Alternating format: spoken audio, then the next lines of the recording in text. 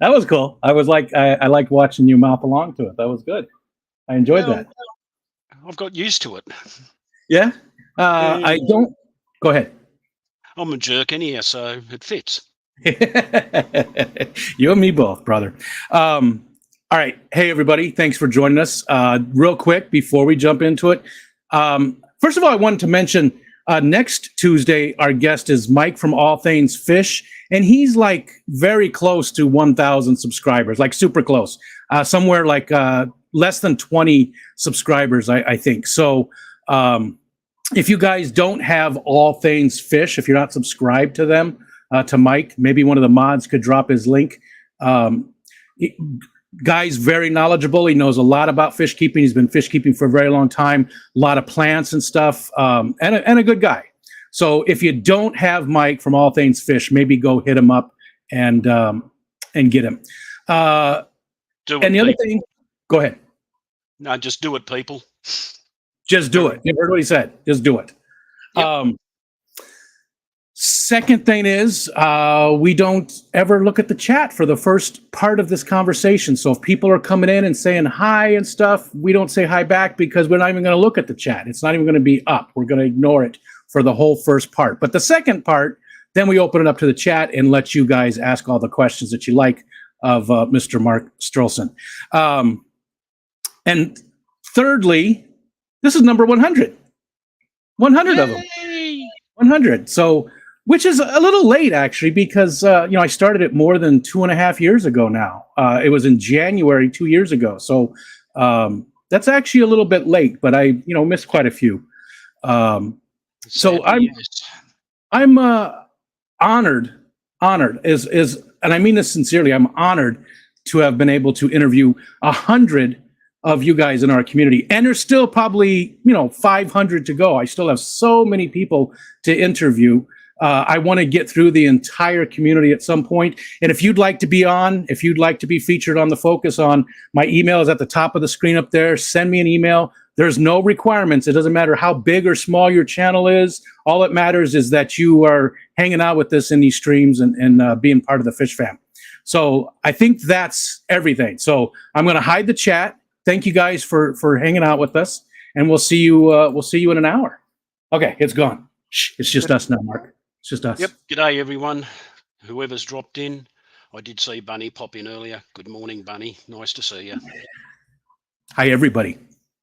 All right, so I'm going to do something a little bit different this time. Usually, I start off by asking where you live, and it's sort of gotten to be the same type of show a lot of times. So this time, let's do something different. Mark, just tell us about yourself. Tell us.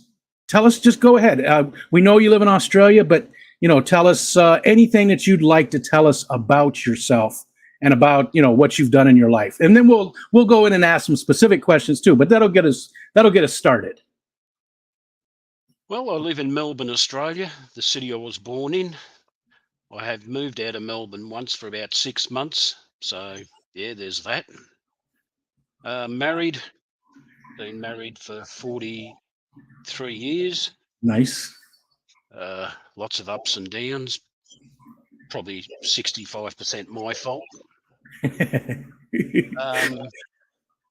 I work for the railways here. Have been since I was 15. Wow. This year it'll be 49 years in the job. Have 2 kids. Dwayne, who's 43 this year, and Clinton, who's 41. 2 grandsons, Liam, who's 21, and Brendan, who's 15, I think. I'm jealous. Still not a grandfather. It's a totally different experience. Highly recommended. I'm hoping for it. I'm hoping.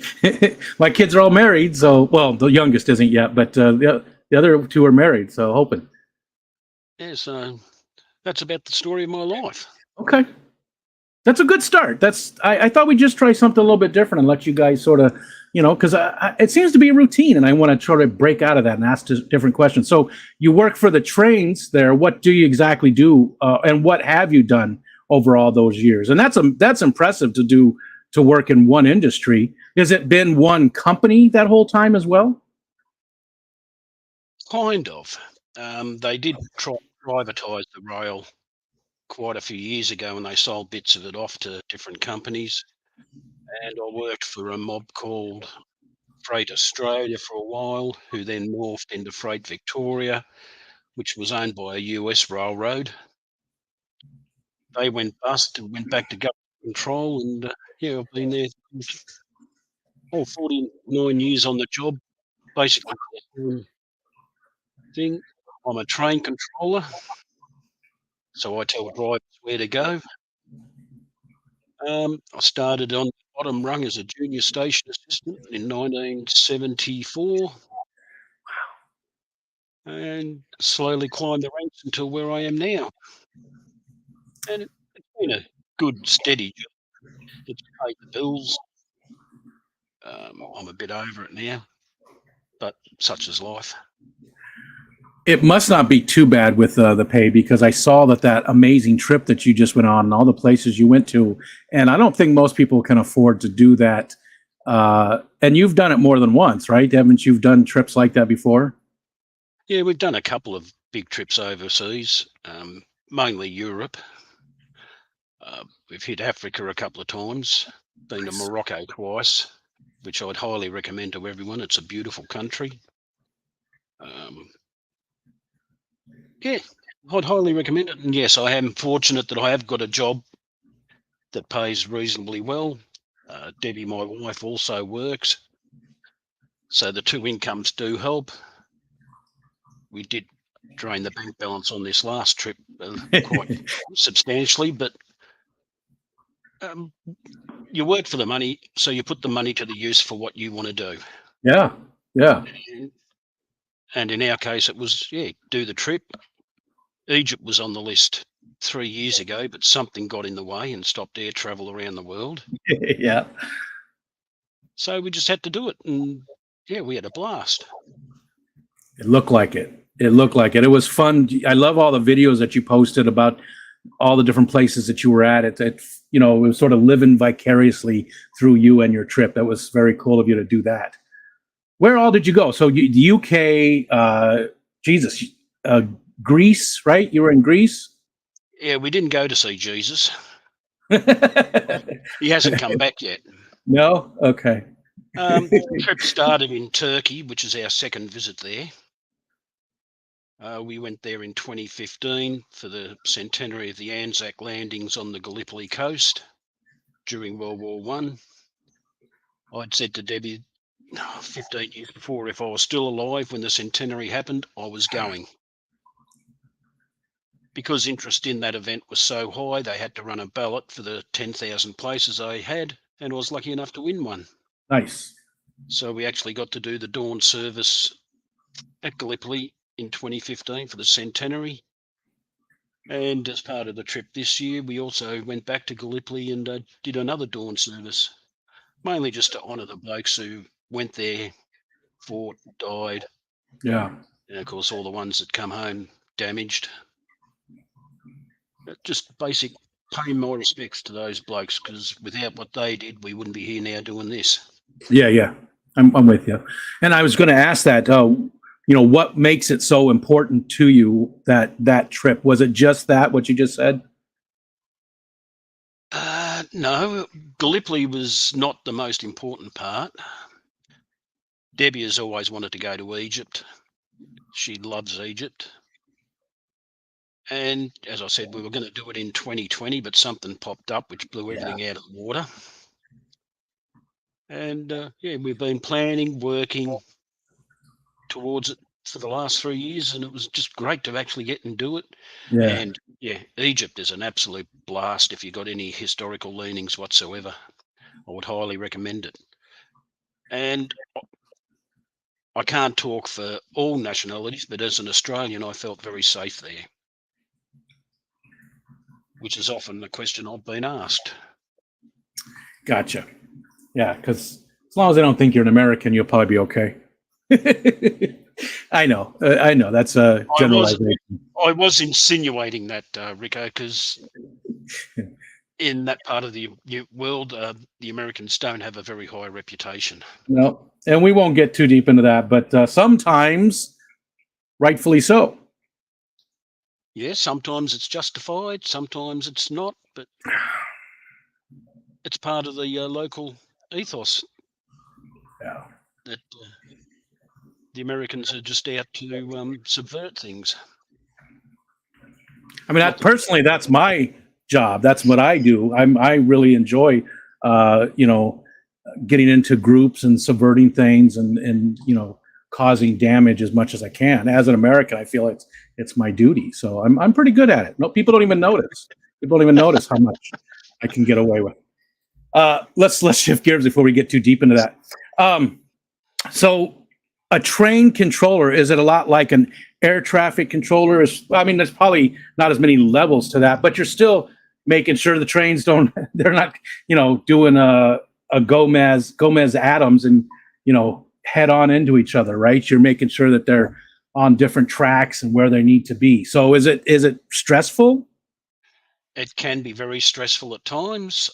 Yes, it is similar to air traffic control, but we in the rail industry have a lot of electronic backups to stop us from making mistakes and having two trains on the same line at the same time. Gotcha. Mostly it works, but yeah, you've got to make sure the trains go to the right place. Yeah, just the job that I've got fallen into, because after I was a station assistant, I went out as a signalman, or to use a current term, signaller, which I'm not a fan of. And what is that? Is that actually changing the signs and stuff? And yeah, operating the points, or as the Americans call it, switches. Okay. And the signals so the drivers know where they're going and when to go and when to stop. Okay. And there was a lot less mechanical and electronical backup back in the old days for that. So you really did have to pay attention to what you were doing. And nowadays it's probably a lot easier, but still you need to stay on top of it, right? It is easier, but because they're consolidated more lines and more movements into one area, you have a lot more spots that you have to keep an eye on. Gotcha. Okay. So it has its moments. Yeah. But overall, you enjoy what you do now, the actual controlling part of it. It's not fun, but do you like what you do? Do you dread going to work every day, or are you like, I got to go to work? Mostly I dread going to work because I'm over it. 49 years is just too bloody long. Yeah. Sorry for the swearing, people. Oh, no, bloody's fine. Even one F-bomb a show. I mean, that's PG-13, so for us Americans. Yeah, 49 years is just a long, long time to be doing something. Yeah. I'm 3 and a bit years away from retirement age, but I've got to work out that financially to make sure that we're not destitute when I leave work. Yeah. And of course, I've got to have some interests other than YouTube to keep me occupied when I do retire. Any idea what that'll be? Probably involve the firearms, the fishing, pottering around the garden, and of course, fish. Yeah. Because they're a never-ending chore. What about model trains? Are you interested in those in any way? Do you? Hell no. Okay. No. No. Why not? Just never was. You just never was anything that you were. Why play with little toys when you can play with the real things? Oh, we're not touching that one. It's like a blow-up rubber doll. Nothing wrong with those. Yeah, I'd still rather the real thing, though, Rico. Yeah. I had model trains when I was a kid, and I've recently been interested in getting back into them. And I know some people in our community also. I know Dapper Dennis, he has some trains, and quite a few other people are into them. Good on them if they are, but it's just not for me. Yeah. having to work with them 8 hours a day or 12 hours a day, depending on the shift, is just enough. I get it. Yeah. I just wondered. I wonder how many of the train controllers do like model trains, or maybe when they retire, they miss the job enough that they start getting into model trains. I wonder if it's a common thing. A few do get into it when they retire or leave. They are commonly called in our part of the world gunzels. Gunzels? Yeah, it's a derogatory term for a train nut. Gunzels. What does that come from? How does that? Is that like a rhyming, or what's that from? I have absolutely no idea. It's just been in the word's been used since I joined the job. Gunzel. Gunzel, yeah. Gunzel. Oh, okay. I spelled it with an S. I'm just looking it up because now I'm interested. Gunzels. Just a railway or tram enthusiast. Formerly derogatory. One who is overly enthusiastic or foolish. Okay.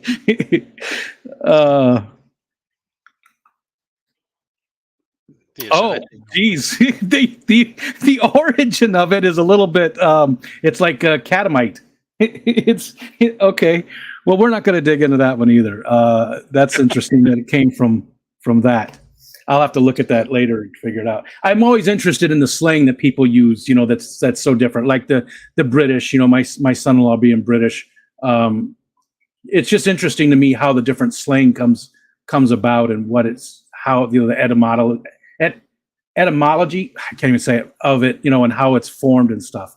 So, and it's very interesting to me that you guys have so many things that we're like, no clue what that means. It's funny. We all speak the same language, but sometimes we just can't understand each other. Yeah. I mean, yeah. What does that mean? Yeah, things do get lost in translations. Yeah.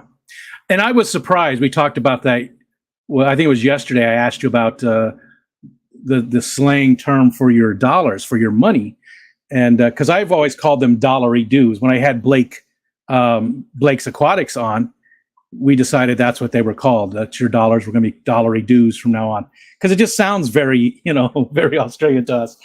But what's she doing? Does she want to say hi? No, she's just bumming around doing some cleaning at the moment. And went to tell her we said hi. They all said hi, Debbie. And she said hello back. No, she didn't. She flipped me off. I could tell. She doesn't like us. I can tell. She's not really into YouTube. I get it. Yeah, my wife's the same way. She's not interested at all. She came up that one time on a members only stream with me, and she'll probably never do it again. She hated it. It wasn't for her. Takes all kinds. It's not for everybody. No. And to be honest, it can be a struggle for me at times too. Yeah. How so? Is it anxiety a little bit, or what is it that? Yeah, nerves get the better of me. I did have one stream when I think I had what Dr. Google called a panic attack. About halfway through the stream, I just said, "Sorry, people, I feel like I'm ill," and jumped off and ran. Well, hopefully, you don't feel that way tonight. And I know you said you were a little reluctant to do this, but a good friend of yours sort of gave you a push to do it. And, hopefully it's nice and comfortable because our community is pretty welcoming for the most part and not very judgy for the most part. To be honest, I think the Fishfam, to use the generic term, has been bloody marvellous. Good. Very welcoming. Some very interesting characters there, to say the least. and yeah, they have been very, very welcoming and accepting of me and all my little flaws, faults, and stupidities. That's just humanity, right? That's just being human. We all have those. And people need to be more accepting of other people's differences and things. They do. And sadly, it doesn't seem to be very common these days. No. People are very judgmental. Yeah. that's about all I can say on that. Yeah, I'm with you. I'm with you. Our community, for the most part, there's a lot of days when I don't feel so good. I'm a little down on myself, and I'll do a live stream. And by the end of the live stream, I'm feeling better because of the affirmation that I get from the community and people like yourself that you've been very supportive of not just me, but I see you in a ton of channels, and you're dropping super chats, and you're in there chatting it up all the time, and you show up quite often. And I know our time difference makes that a little more difficult. So I just want to say thank you, face to face, for just all the amazing support that you've shown me and the community. It's been awesome. Yeah, well, I'm in the fortunate position, Rico, where I'm able to do things like that. And I do understand that a lot of people are not in that position. And it's a bit selfish of me, because if I support the channels that I like, hopefully they keep streaming and I get some entertainment. Yeah. And I get the chance to chat with people with a like interest, as well as varied other interests. A lot of it goes over my head, especially the high-tech stuff and the gaming stuff, because I'm not into any of that. Yeah. The last computer game I played was on a Commodore 64. I'm with you, though. I played on those too. I had did they have the TRS 80s over there? They might not have. It was a Radio Shack. It was American. Well, so was the Commodore 64, right? But the TRS 80s were around the same time. I think the 64 was actually a little bit later, just a few years. And that's where I pretty much got my start way back in the day. Yeah, I'm not very tech-minded, but all I can remember was it was a very basic computer, and everything had to be done via cassette tape if you wanted games or programs. And I do remember some of the language. It was go to 10, if not go to 15. Yep, basic. Yeah. Yeah, very basic, but still a bit too confusing for a Luddite like me. Yeah. I like simple things. I was really into those too. I would buy the Basic magazine. It's called Basic. That's the language too. It's called Basic. And you would have it be, the magazine would be like, this big, because it had pages and pages of a program that you had to sit there and manually type in to get it to work. Yeah. Those were the days. It was fun. So it would take you, a day to type in everything before you ever got to play it. So I think you appreciate it a little bit more, because it was so much effort. Anyways, okay, so how did you and we're going to shift. I'm just going to throw you a curveball here. How did you and Deb meet? I was working at Moreland Signal Box at the time, and Debbie was a station assistant at Moreland Station. And one day, her and a friend were walking past the signal box, and I just leaned out and said, "G'day, ladies." And later on that day, she come up and paid me a visit, and we started talking, and it just built from there. Nice. That was in early 1979. Back in the old days, Sonny. Yeah. See, it's refreshing though, because so many of the people that are in our community, there's a good wide spread of ages, but so many of the people I talk to are much younger. So, you're talking my language, so it's nice to have a change and talk to somebody that's, my own age, as opposed to, the kids in their 20s that are all healthy, and like bright eyed and can do stuff. Healthy? What's that? I sort of remember what that was. Maybe I'll have to look that up later, but yeah, along with the full meaning of Gunzel. That didn't look good from where it started, but I guess it's changed. Words change, right? Over, that languages are alive. So yeah, well, a simple word like fanny can mean a totally different thing in the US or the UK and Australia. Yeah, because we have fanny packs here. That's, the little bag, and which is a totally different thing for you guys. Yeah. Does she need to ask you something? No, I think my son has just rocked up. Oh, okay. I don't know why everyone wants to rock up when I've got this organised, but such is life. Because you did. That's why they know that you're doing something. Probably. So all the traveling that you've done, is Australia still the place that you'd always call home, or did you find some places that you maybe would want to, sort of retire to, or at least partially live there? Maybe part of the year or something live there. I think I'll always call Australia home. Despite quite a few problems, it's still a great place to live. And I think you appreciate what you do have at home when you do travel and see how other people live. Yeah, Australia is home. It always will be. Yeah.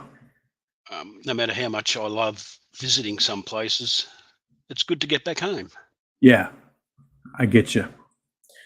You hope to come to the United States next year. You've mentioned that you're going to try, right, to maybe do the Keystone Clash next year.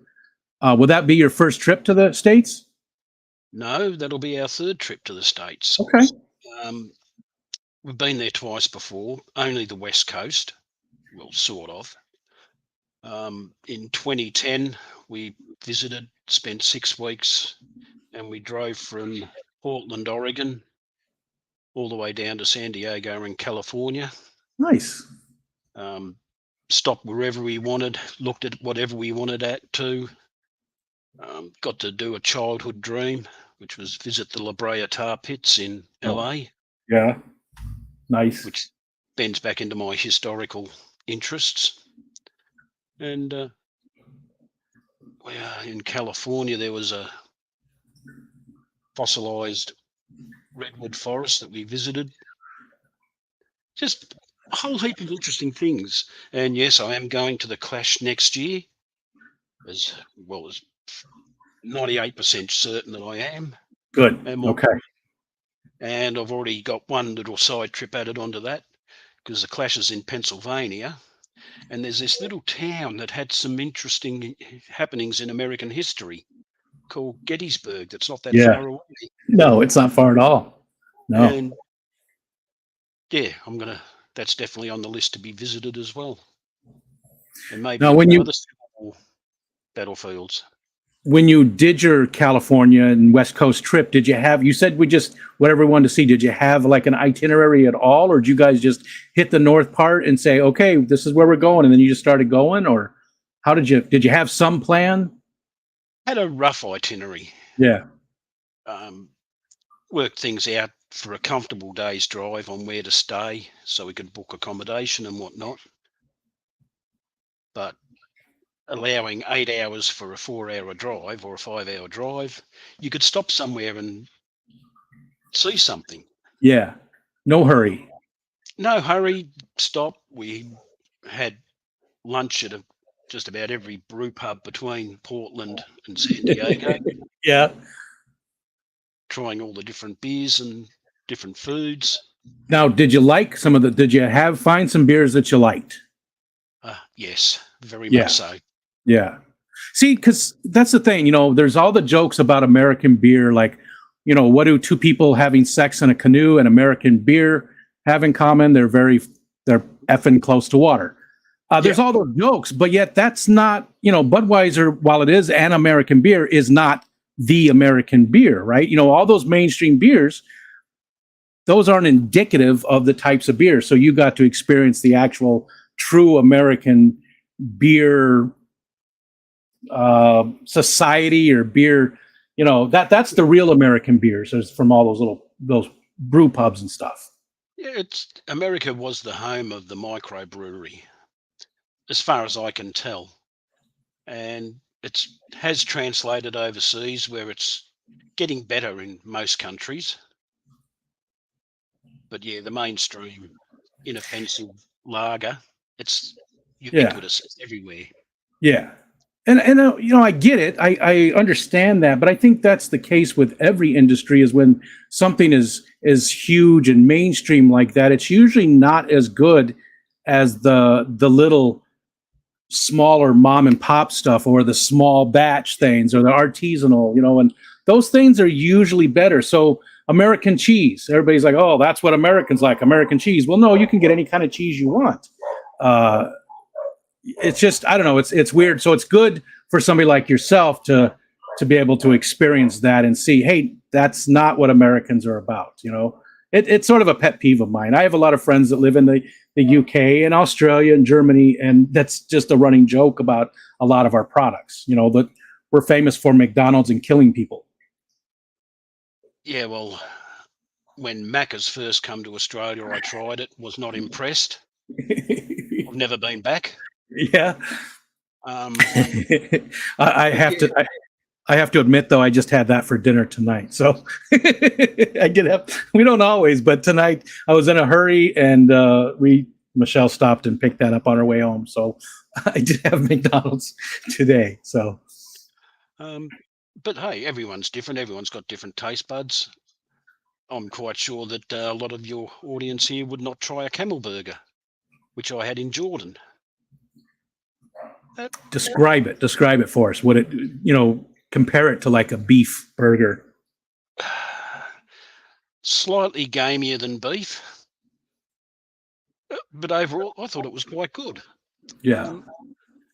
I am a fairly adventurous eater. I will try anything once, just about. But yeah, it was there. I seen it on the menu, so I had to have it.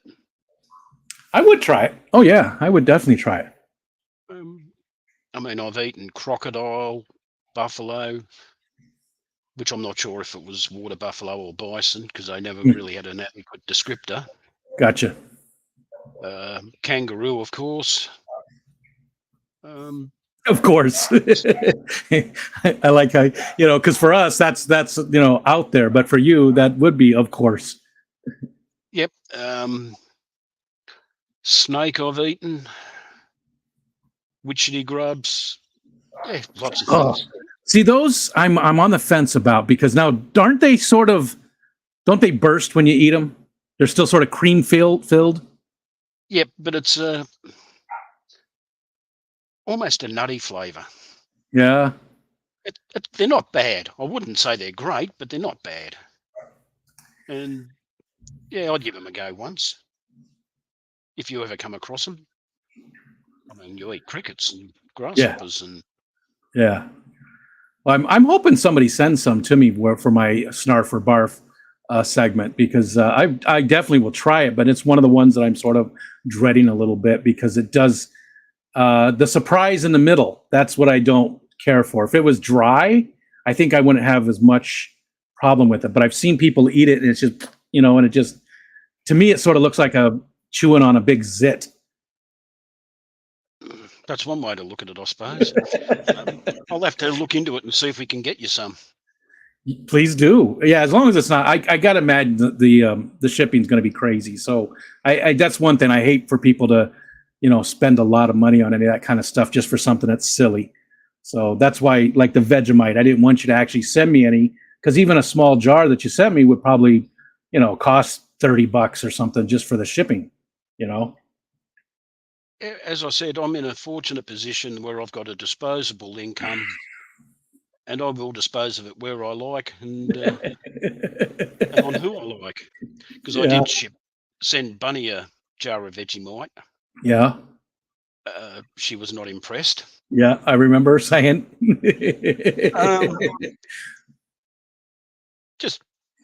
I have no problems with sending things to people if they want them. As I say, I've got the income to enable me to do stuff. And yeah. I feel guilty, and when somebody spends a lot of money on sending me something, it just it's always made me feel a little uneasy. But anyways, let's move along. Let's move along. So you mentioned earlier hobbies that you really you enjoy the garden. You actually enjoy gardening, vegetables and flowers and stuff, or what do you do in the garden? Flowers are more Debbie's thing. I'll plant them and look after them, but yeah, they're flowers. I do like bulbs, because you just plant them once, set and forget. They come up every year. Yeah. And as it's mid-winter here, we've got the jonquils up flowering, so they're a bright spot in dull days, but most of it's in the veggie patch. I like growing my own. I haven't got a big veggie patch. It only supplements what we buy, but it's good to have. I like growing herbs or herbs. Both ways. I've heard it both ways. Commonly. Because you can jazz up a very ordinary plain meal with a small handful of herbs. Yeah. I've got rosemary, sage. I usually have parsley, chilies. What kind of chilies? Usually fairly mild ones, because Debbie's not a fan of heat. Gotcha. Cayennes. Okay, that's a decent. Yeah, cayennes. That's decent. That's a decent amount of heat. That's not hot, but at least not hot. You know it's there. You know it's there. But they do have good flavour. Yeah. Oh yeah. Whereas I've noticed, I've tried some of the super hot ones, and all they do is burn. There's not much flavour, or if there is, your taste buds can't find it because they've been incinerated. Yeah, let's not. I'll have flashbacks if we talk about hot food too much. I couldn't do a Larry D, that's for sure. Oh no. And I did that one chip challenge, and I believe he's done it as well, and he didn't have near as much problem. But then he eats super hot sauce all the time, and it doesn't usually bother him at all. He's just, I think he's all burned out. I think he's just all burned out. There's nothing left. Yep. I had to back off on the eating of chilies about 30 years ago because I developed an ulcer. Oh, got it. Yeah. So, but I'll still enjoy them occasionally, and a little bit of heat. Now, how, I'm not sure where Melbourne is in the country exactly.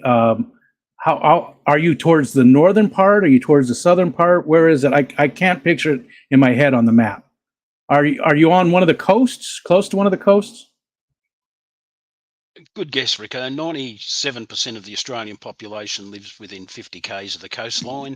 Yeah. Melbourne is in the southeast corner of the mainland of Australia. Okay. So yeah, right down the bottom. So do you ever get you get cold then? This time of the year, you get some cold days. We get cold. The coldest days are usually the clear, still mornings when we get frost. Yeah. And it gets, the lowest I can remember is about -6 Celsius. Okay. But the average winter temperature is mild compared to what you and the US have to put up with. Yeah. At least the northern parts. Yeah. It's usually in the upper single digits, 8 or 9 degrees Celsius. So do you 45, 50 Fahrenheit? Do you try to grow stuff year round? Any vegetables? Do you do any like greenhouse type stuff and grow stuff year round, or is it just really just seasonal? I tend to try and grow things year round. Normally I have broad beans and a cabbage or a kale or something growing over winter. I like the kale because you can pick a couple of leaves, cook with it, leave it in the garden, and it just keeps producing them for the whole season. Yeah. Silver beet will overwinter, or Swiss chard, it's also known as. Yeah. Okay. I didn't know the other name, but Swiss chard I know. Yep. You can overwinter carrots, beetroot, or red beet. And yeah, you can extend your harvest season. And it's good to be able to pick something out of the garden, give it a quick wash, and have it on the plate. Yeah. And it ticks all the snowflake buttons too. Low food miles, organic, green, free range. Snowflake. And it's better for you too, and you know exactly what's been put on it. You know exactly what chemicals. That's why we always have a garden too. and organic. We don't use any kind of chemicals. All the fertilizer is from the fish tanks. That's what we use to water the garden with most of the time. Is when I do a water change, I take that water and water the garden with it. Yep, I've used fish tank water to water the garden since I've had the tanks. I also got chickens. Oh, okay. Only 5 of them at the moment. So you get a side benefit of a few eggs and a lot of manure for the garden. Yeah. Plus, they eat a ton of bugs, right? Yep, they'll eat bugs, they'll eat grass, they'll eat anything. Yeah. We call them chooks over here. Yeah. My son has some too, and they absolutely love them. They're pets. They now. Do you eat your chickens, or would you? Okay. Are they more like pets for you? Yeah, they're more like pets. Yeah. I go out and I dig over a garden bed, and they're all under my feet waiting for the worms to come up. Yeah. I've got to be careful that I don't stab them with the fork.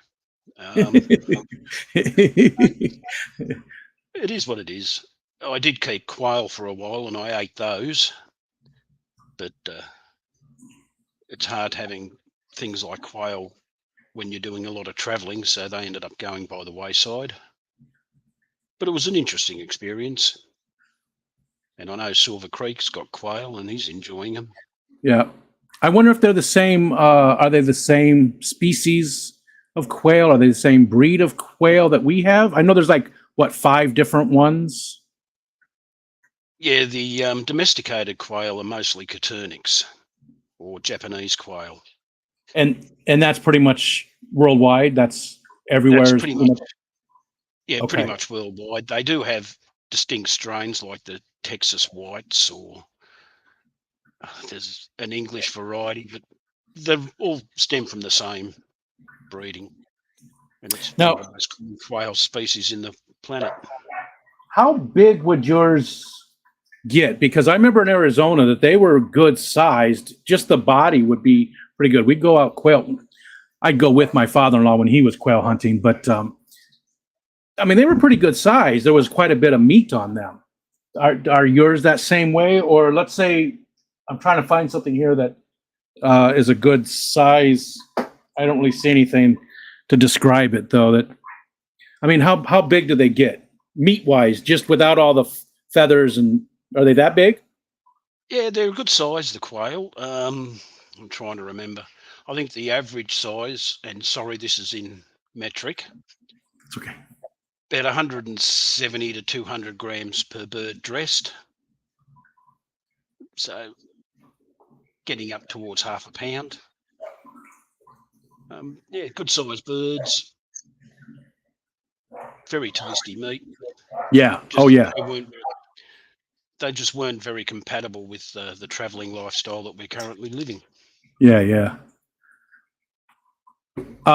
Let's go back away from that, because you did mention when you first started that for about 6 months you lived somewhere else. Yep.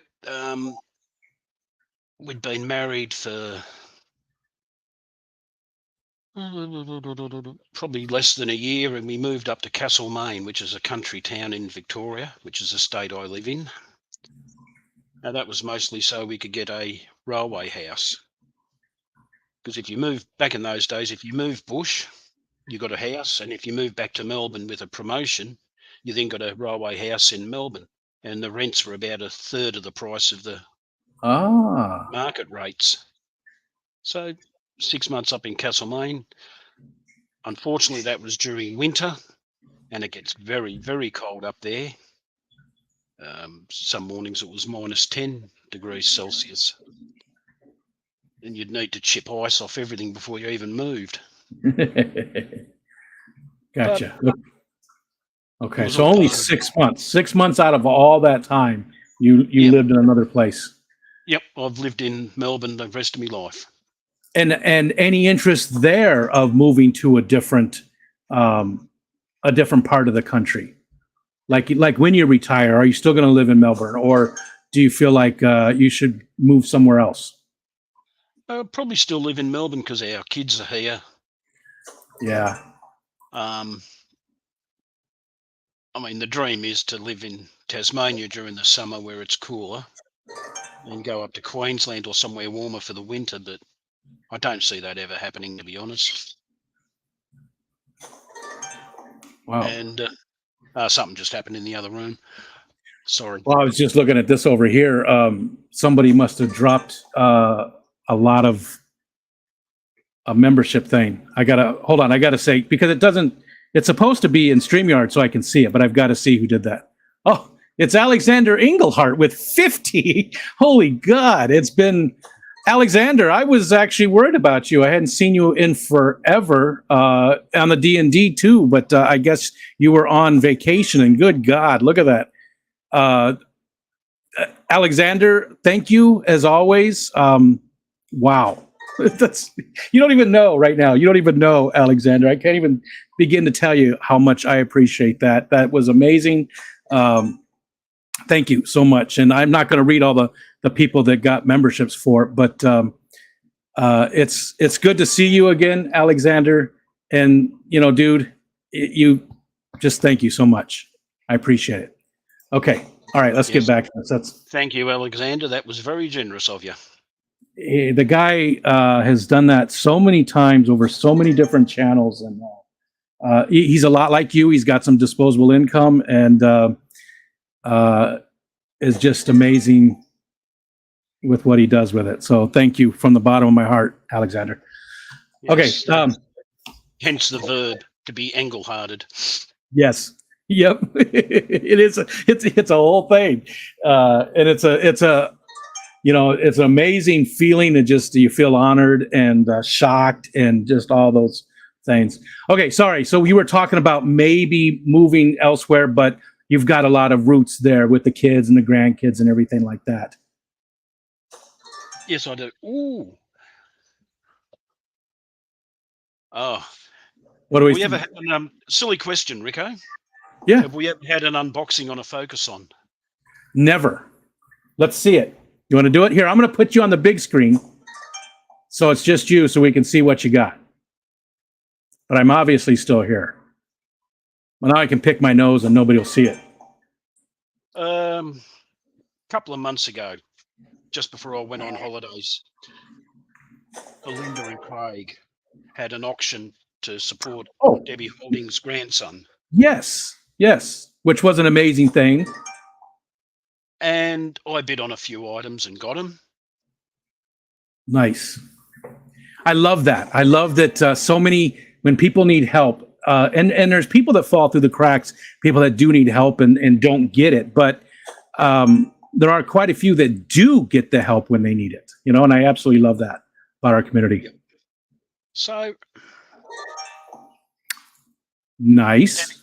Debbie Holding had a painting that she put up at the end of the auction. Ooh. And I was fortunate enough to win it, and it's just come in the mail. I know Debbie will be watching the replay, so thank you very much, Debbie. Very cool. Let me frame that and put it up in a place of honor in the house. Now, do you know, was that someplace close to her off the coast or something? Do you know? Did she say what the story was with it? She may have, but my memory's a bit ordinary at times. But I just like the picture because I do a bit of fishing on the beaches, and it reminds me of some of the surf beaches I fished. And I liked it, so I bought it. That's all that matters. That's what I don't know good art. That's that famous quote, right? I don't know art, but I know what I like, or something like that. I'm paraphrasing, but especially when it comes to water features like that, that's where I absolutely love that too. It just speaks to me. So, okay, we're right about an hour in. We're about 50 minutes in. So I think now is a good time. We can open it up to the chat and let them ask some questions. Let me think. Was there anything else? Let's see. We talked about Deb a little bit, and hopefully someday we'll get to meet her. Hopefully next year at the Clash. That'll be great. She's coming with you, right? She will be coming with me. Okay. Trying to work out the logistics of where to go, what to see. How long would you be here? Would it just be for a week, or would you stay longer? Or This stage, I'm working on around 4 weeks. oh, okay, When you spend so long on an aeroplane getting places, you try to do as much as you can when you get there. yeah, Hence yeah, why when we went for this trip this year, it was a bit over 8 weeks. Our previous trip to Europe was 6 to 8 weeks. The first trip to America was 6 weeks. okay. The second trip to America was about 4 or 5 weeks. Oh yeah, we didn't touch on that. What was your second trip to America? You said what, 3 times? The next year will be the third time. Okay, okay. So what was your what was your other one? Debbie wanted to go back to San Francisco. Oh, okay. So we went back there. We then hit Las Vegas.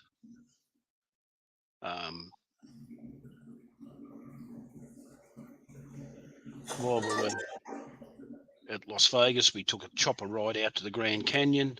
Oh, nice. Yeah, just generally doing touristy things, but seeing a bit of America, a bit of the place. Yeah. Never hit the East Coast, so that's next on the list. I mean, it's very different, very different. The East Coast, so many more cities. There is still a lot of wilderness. Like New York. Everybody thinks New York. They think this massive city, but that's one little part, way down in the east southeast corner of the state. The rest of the state there's some beautiful, beautiful natural places here, like the Adirondacks. It's the biggest park in the United States. It's bigger than like 5 of our national parks combined, like some of the big parks, Yellowstone and a few of the other ones combined. It's just a massive area. Beautiful, beautiful place. What was I going to say? Oh, what did you think about Las Vegas? Is that your kind of place? Do you like that kind of hustle and bustle, or not really? Not really my scene. I did put $5 in a slot machine just to say I did it. Yeah. It was okay. Different. It was a different experience.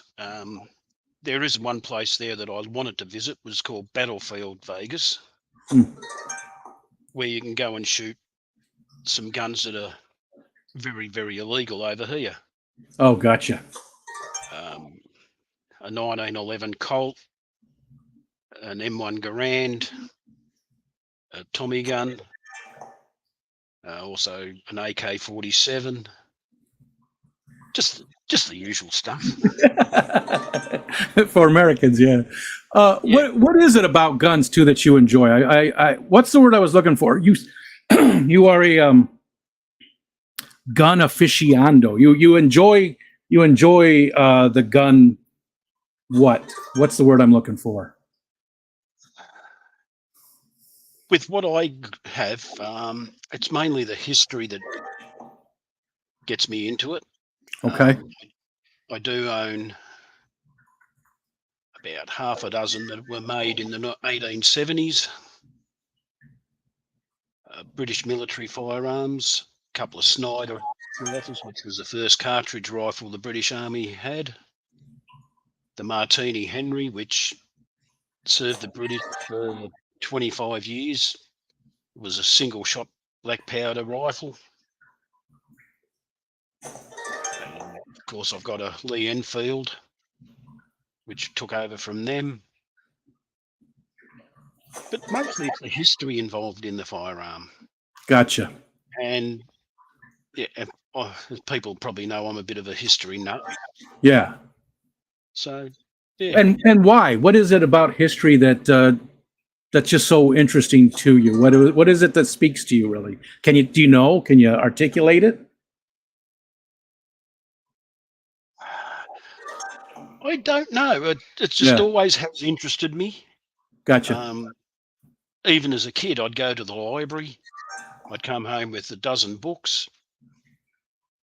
and that'd cover everything from the Roman Empire to battles in the Pacific in World War II and everything in between. It just always interests me, and yeah, I'll just keep reading. Sadly, my memory's not good enough now to retain most of what I read. I understand. I believe me, I understand. But yeah, history, just the little things that can turn the whole world on its head. Yeah. And yeah, it's very, very interesting to me. I enjoy it. I always have. Even on this latest trip, I bought 3 books.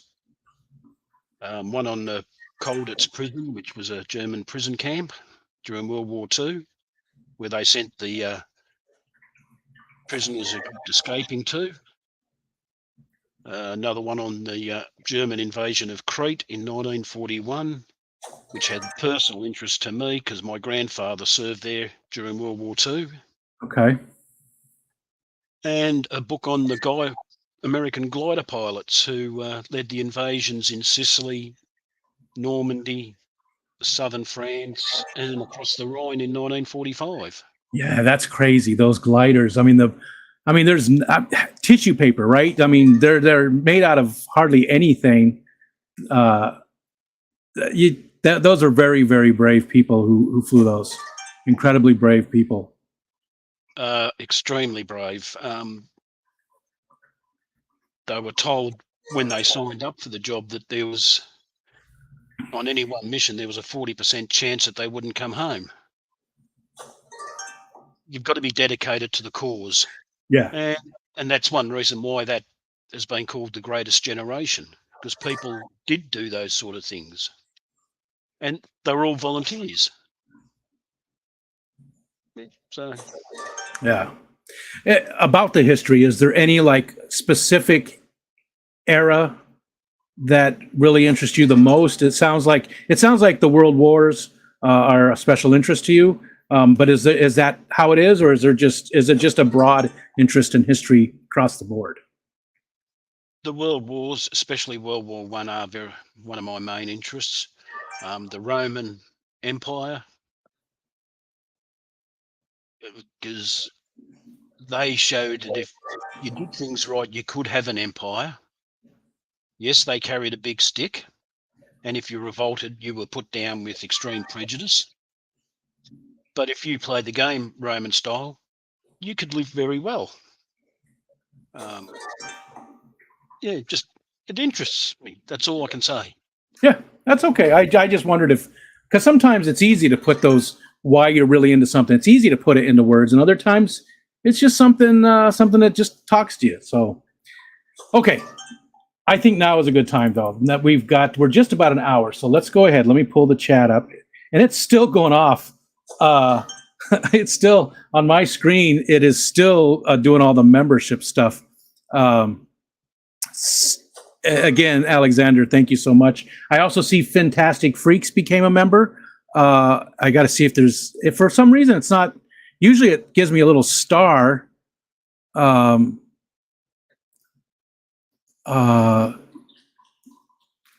to let me see stuff, but I'm not seeing any more right now. Okay.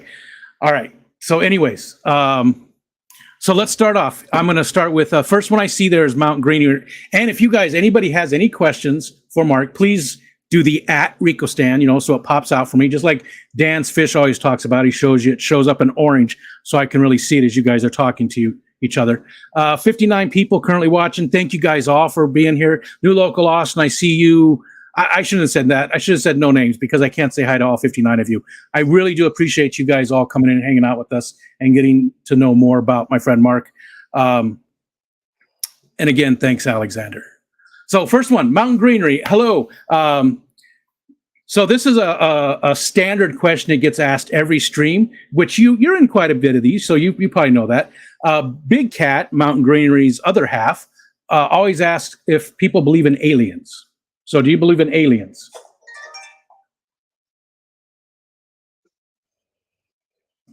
Yes, to the possibility that they are aliens, because as has been said before, the chances that we're the only species of intelligent life in the universe is minuscule. Yeah.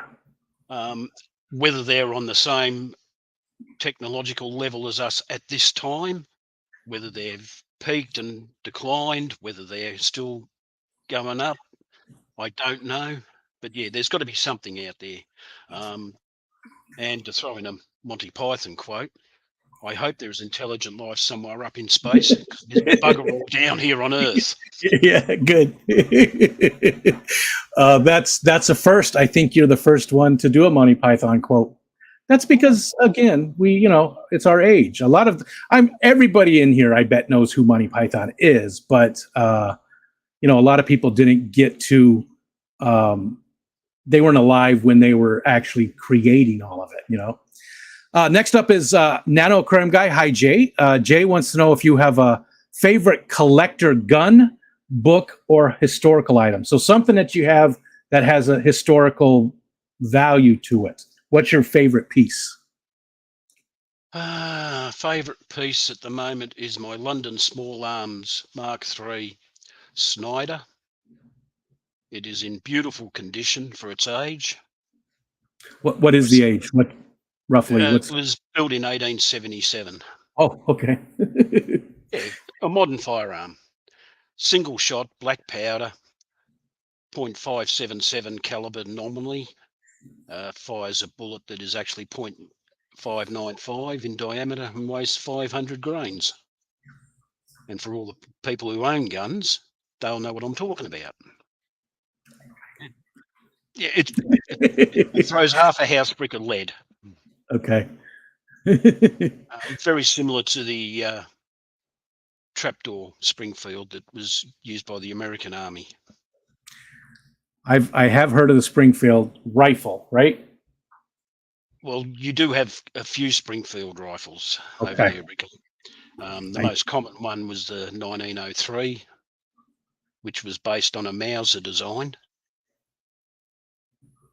And but the trapdoor was a way of utilising the old percussion muzzle loaders and turn them into a cartridge firing rifle on the cheap. And a lot of governments were doing that back in the day. The Snyder was a similar thing. That was a Patton 53 Enfield rifle where they cut the barrel, dropped in what they called a shoe, which was the breech mechanism. So yeah, it's a transitional form. Just that a little snapshot of a certain small period in firearms development. And Gotcha. Yeah, I love it. It's a beautiful piece. I don't know anything about guns. I fired a couple, but not. I just don't. I don't know much. Next up is Patty. She doesn't have a question, but she said she wants to go to Gettysburg too, and maybe that's something we could do as a group if there's enough interest. I mean, while you guys are here next year, maybe a few of us could go with you to Gettysburg and make it an extra extended trip.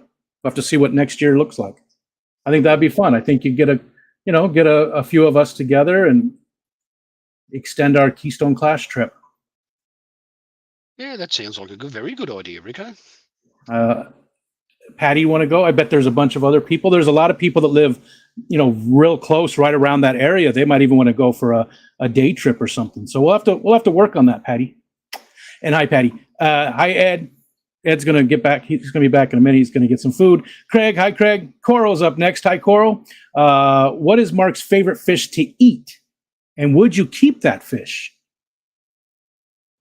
Favorite fish to eat would be flathead, which is a species that is mainly found in Australian waters. Salt water, so no, I'll never keep it.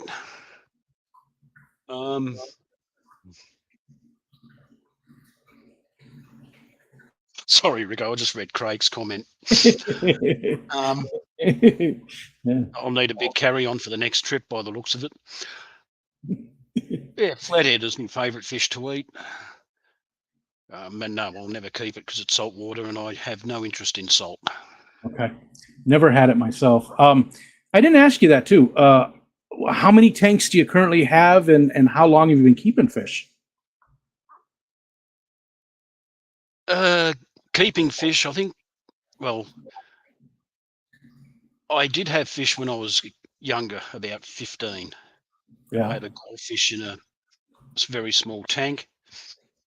And as was common back in those days, you'd pull the fish out once a week, pull all the decorations, and the gravel out, bleached the bejesus out of it, fill it back up, drop the fish back in, and was good for a week. That fish lasted 3 or so years and then died. And I dropped Hardy fish.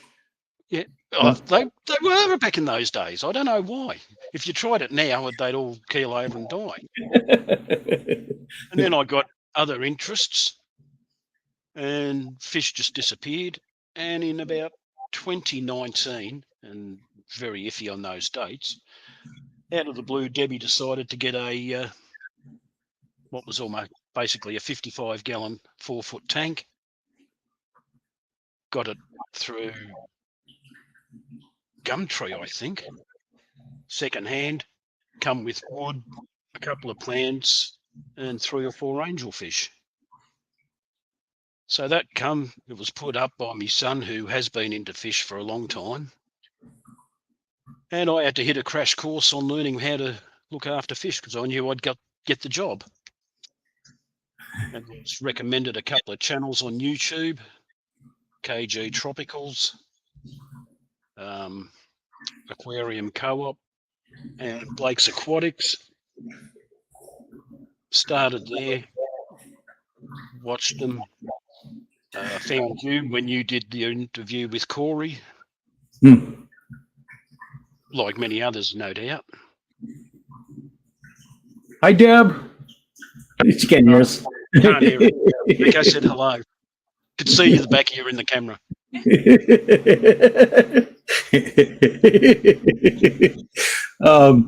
I was going to ask that, though, is how you found the community. It's always interesting to hear how people come in, because that story that you just told is really KG Tropicals, Aquarium Co-op. There's always that big channel that they find, and then if they decide to stick around, they find us little channels, and then they really and I hate to say this, because I think that the Aquarium Co-op, I think that KG Tropicals, they're definitely a part of our community. They've helped out with the Fishfam Christmas. They donate to things. They are a part of our community. But I feel like the main part of the community is all the small channels. I really do. And that's nothing against John and Lisa, Corey. Love all those people. I'm a fan of all those people. I love to watch them, but I just feel like the main community is all of these small channels, from everywhere from 20,000 subscribers down to 20 subscribers. I feel like that is the meat and the bones of our community. So it's always interesting how people find those big channels. I guess it's not interesting. It's how you expect it to work.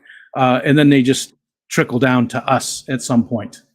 Well, in my case, it was like throwing a stone into a pond. I landed in KG Tropicals and the Co-op, and as the ripples spread, I spread a lot further out, and I tend to watch a lot more of the smaller channels now than the larger channels. Yeah, same here. I find that chat is more easily managed.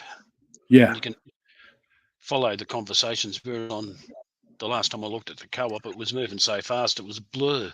Yeah. And that's, again, not to take anything away from those people. I'm very happy for their success. I'm very happy for what they do for our community. I love those guys. But I'm with you. Once you get like more than 100 people in the chat, it just makes it very difficult. And I do prefer the smaller ones myself. Yeah. Your son, you said, was a fish keeper for a long time. Is he interested in any of this community? Has he watched any of this or done anything with our community? He does watch a little bit. I think most of his time is spent on podcasts and listening to streams. Gotcha. Okay. I was just curious. But to what he watches, I have no idea. Yeah. I think he still watches Steenfot, but the rest of it, yeah, no idea. Gotcha. And you said Deb was the one who actually got the tank. Is she interested in fish keeping today? She's interested in the fish, and she's interested in buying fish. Okay. But it's not a big passion for her, no. Okay. Okay. All right. I'm the one that got hooked, not her. Yeah. Okay. Scrolling down here, I'm looking for the next. Let's see. It jumped on me, so I have to scroll back up. Okay, we got that one. Okay. Vibes Aquatics wants to know what your favorite breakfast is. Vibes, I think Vibes is very in tuned with food because he quite often tells us what he's eating, and he's very interested in food, I think. I like it. So, what's your favorite breakfast? Yeah, Vibes is a little bit interested in food. But if I had to say a favourite breakfast, it'd be a bowl of porridge or oatmeal. It's simple, it's tasty, and it fills you for a good few hours. It's definitely very filling. I have to be in the mood for it. I have to be in the mood for it. And in the wintertime, it's okay once in a while, but I get bored with it. Now, do you put anything in it? Do you have a little brown sugar or a little sugar or a little some fruit or anything like that? Well, I don't do it traditionally anymore, but it's porridge, a mixture of 60-40 warm water and milk, a small of salt, and a couple of dollops of honey into it. Oh, okay. Yeah, that'd work. And then I nuke it. Okay. Yeah, that is quick. Did you do that on a regular basis? Like, okay, for example, for the last 15 years, I've had a bagel just about every morning, probably 320 days a year. I have a bagel for breakfast, a bagel and an energy drink for my breakfast. Was the porridge sort of like that for you, where you sort of had it every day? I don't have things every day. I'll probably Okay. have porridge 2 or 3 times a week. Okay. And on the other days, I either don't have breakfast or I have a slice of toast and honey or something. The reason I ask that is because I've noticed that people like myself seem to fall into ruts like that and to really like our routine. But it sounds like, from what I'm getting from you, is you do have a routine, but you like to break out of that routine as often as you can. Yeah, partially I break out of the routine and partially due to the fact I've been doing rotating shifts for so long. Getting up at 1 Oh, o'clock in gotcha. the afternoon off night shift, you don't feel like breakfast. Yeah, yeah. So did you ever, because of working those type of shifts, did you ever find yourself going and getting some beer at like 7 o'clock in the morning and drinking early in the morning? no, Okay. a beer at I, that time of the morning just isn't me. I have. I couldn't face it. Yeah, because I used to work, some late night shifts, and when I get off work, and it'd be like 5 o'clock in the morning, so we would go someplace and get some beer or something, and like it's 5 o'clock at night. So, okay, next one up is Jay, Nano Aquarium Guy. Favorite genre of movies, TV, and books. Is it the same too, or are they different? Do you have like a favorite type of movie or favorite? Is it all the same? I'm guessing historical stuff. I don't watch a lot of movies. I find it hard to sit still for however long they go. And the fact I used to be a smoker, Hmm. I'd get halfway through a movie and I'd want to leave and go and have a cigarette. Yeah. Cinema, um, TV. No, once again, no real genres. I just like what I like. Um, I'd say my favourite ever TV show was West Wing. Really? Yep. I am interested in politics, not blue versus red, but more the way it works. Gotcha. And the American system's so totally different to what we have here. I found that the West Wing was a good way to get an understanding of how things work over there. And I managed to find it on cable when every 4 years in the lead up to the US presidential elections, I watched the series again. Gotcha. I don't know why, but I was going to guess MASH for your favorite TV show. I did enjoy watching MASH. Yeah. For the rest of TV, it's mainly docos. Okay. And usually historical or just all different Mo- kinds? Mostly historical, some wildlife docos. I'd walk over 100 miles of broken glass to see David Attenborough do anything. Oh, yeah. I'm with you. Um, the production values on his wildlife documentaries are mind-blowing. Yeah. And there's something very comforting about them, too. It's like, I don't know, it's like you're watching like an uncle or somebody that you're related to. I absolutely love watching this stuff. Always have. Always have. Yeah, well, he's been around forever, and Yeah. yeah, as you say, he's like a favourite jumper. You put it on, and a sweater. I knew what you meant. And you know what you're getting. Yeah. For books, mostly historical, very little fiction these days. I did read Dean Coots, most of his stuff. Yeah, not a lot of fiction, mainly historical. Okay. Next one up is from Mountain Greenery. And then again, that was Jay's regular question that he asked. This one's Mountain Greenery's. Could you ask Mark if he could live in any of his aquariums, which would it be and why? So you're shrunk down, you're the size of whatever fish or whatever's in there, and you're living in that aquarium. Which one would it be? Well, I've only got the choice of two. Probably the African cichlid tank, because there's always something moving. It's colourful. Gotcha. And yes, most of the fish the wife bought, but I can enjoy it as well. I might even be able to find the two upside down cats I've got in there that I've never seen since they arrived. Yeah, my spotted Raphaels are the same way. That actually, I saw them a lot when I first got them. First year I had them, I saw them all the time, and then now I don't ever see them. I saw one the other day. Next up is K Stu. What's up, K Stu? Disco Stu. Would you say that the saltwater side of the hobby is more prevalent in Australia? No, I think the freshwater probably dominates mostly. But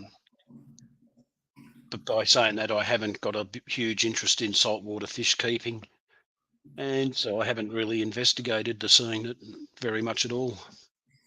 Is it easy for you to find fish and supplies there? Is there do you have a local fish store, and is it pretty easy to find a lot of things?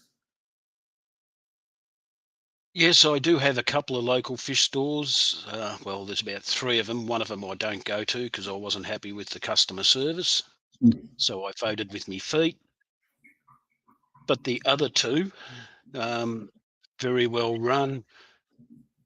They quarantine their fish very well. They treat their fish very well. They're always clean. So, yeah, get most of my fish from there so far. And I've got quite a few off my son as well because he likes breeding fish. Oh, gotcha. Oh, yeah, I'm more into the display type. Yeah. Yeah, I'm with you. If they breed, that's fine. But I've got some that I'm very interested in breeding. Like the Gudaids, I'm very happy that colony is thriving, but most of the time, no. And Melvin's coming in saying hi. Let's see, we got that one. Let's see, how much time? Oh, yeah, we got plenty of time. And if you need to take a break or you get tired, don't hesitate to let me know. But I don't know how often you do a 2-hour stream. I don't. I'm not really very comfortable streaming. What made you decide to do it if you're not that comfortable? What was it that made you decide, you know what, I'm going to do this. I'm going to give it a try. I'm trying to push myself outside my comfort zone. Gotcha. Because when COVID hit, it was almost fit me like a glove. The whole stay home, don't leave the house unless you have to. Yeah. I was halfway to being a hermit, and COVID sort of legitimized the ability to do so. Yeah.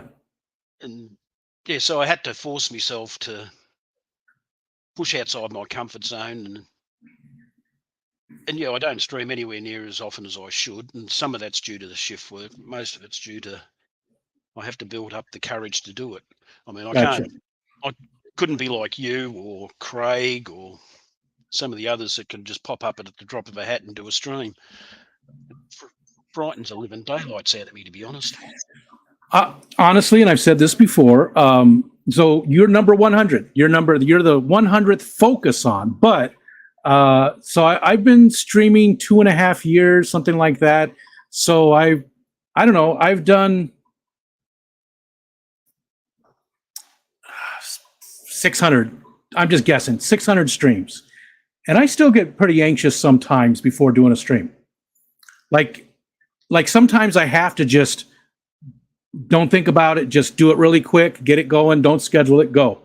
Other times, I have some scheduled coming up tonight. Even though I know you're a great guy, I don't know you, but I feel like I know you a little bit at least. No qualms about talking to you, but I was still pretty anxious. So it's still there. Even after all this time, and I know I've talked to other people, and a lot of them feel the same way. They still feel a little anxious, a little not scared, but just nervous about it.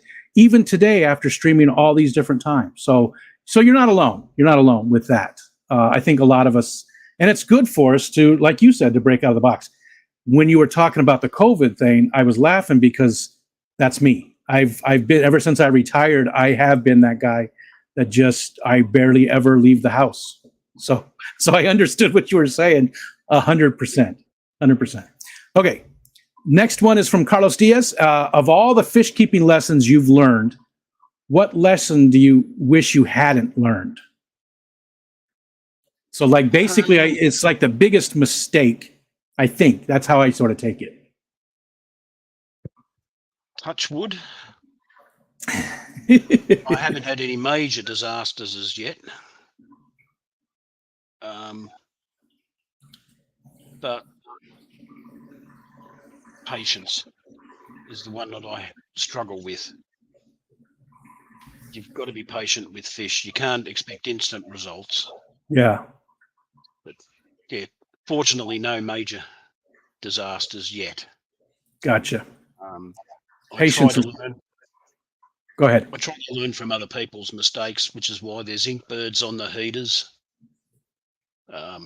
Yeah. That's my favorite piece of advice. If you are somebody that I don't like to even give advice because I'm not an expert fish keeper by any means. But same with you. Like you said, I haven't had any major. I've had a few fish die here and there, but nothing. I haven't lost a single tank in the almost 3 years I've been doing it since I've been back. That's the biggest thing, though, is if you have to use heaters, if you can't just heat the room, inkbird controllers or something like that is a must. That's the biggest thing I think that causes the most fish death as far as failures go, equipment failures. I would say that's it. Yeah, you look at any channel on fish keeping, and I'd say without exception, 90% of them would have had an experience of a heater malfunctioning and cooking their fish. Yeah. It just doesn't say a lot for the heater manufacturers. Yeah. Or is that the consumer demanding low prices and they're just tailoring the product to suit us? I don't think so. I think it's because even the higher end ones will fail without fail. And, that's why the inkbirds are so nice, because at least they can't fail up, right? They can't stay on. They can't, because it cuts the power as soon as it hits that temperature. And I say can't. It still could. It just lessens those chances greatly. So yeah, it's an insurance policy. Yeah, and a very good one. Dapper Dennis is next, and Dennis says, "Mark, I have made a few flintlock rifles. Wait, I have make a few flintlock. I think he says he has a few flintlock rifles from the American Revolutionary period. And Dennis will be at the Keystone Clash coming up, and maybe next year too. Dennis, are you planning on being there? Maybe that's something you guys can. I don't think he lives too far away. I did see that comment, Rico, and I took it to mean that he's made a couple of flintlock rifles in Okay. the Revolutionary War, which would have been smoothbore flintlock muskets. Good for up to about 50 metres. Let's see. Lady R, new puppy are keeping me away. Scrolling Hello, down. Lady. Good to see you. Let's see. Coro's next. So, what's your favorite alternate account, and why is it a bloody cat? What does that mean? I don't know what that means. Mark's favorite alternate account, and why is it a bloody cat? I still like Black Powder Aquatics as my alternate account. Yeah, is the icon for that a cat? No, it's just plain at the moment. I haven't got a icon picture for it. The bloody cats comes from, I say it all the time on streams, Oh. I am not a cat lover. I've never have been, never will be. I'm a dog bloke. I'm just, not only do I not have a great affection for cats, I've seen what they do out in the bush. And I did see something the other week that up to 100 native small species in Australia are in danger of extinction due to predation by cats. Yeah. Which is why when I'm out bush, if I see a cat that's more than a kilometre away from a homestead, no collar, it receives a lead injection very smartly. Oh, okay. I'm not gonna. I think that people should not let their cats roam free, or any animal for that. No domestic dogs or cats should just be allowed to roam free. It just it's dangerous for the cat and or for the animal. Plus, all the birds and all the stuff that gets killed by cats mostly. Sorry, cat lovers. I don't kill them. Be mad at Mark. be mad at him. I'm not killing them, but I do agree that they shouldn't be out, and all the animals should be fixed. And to be completely transparent, I'm also very, very down on some of the so-called cat owners who get a cat, never get them desexed, let them breed like flies, and dump the kittens. Yes. I'd strangle those people, to be honest. 100%. Unresponsible owners of anything like that. Yeah. Okay, I'm scrolling. Next up, Dennis again. It jumped on me again. I got to scroll back up now. Oh, man. Historical person question, that's easy. Oh, okay. Yeah, that's where. Okay, I see it now. Go ahead. You see it. Go ahead and answer it. Either Napoleon or Adolf Hitler. Really? Yeah. I'd love to be able to figure out what actually made him tick.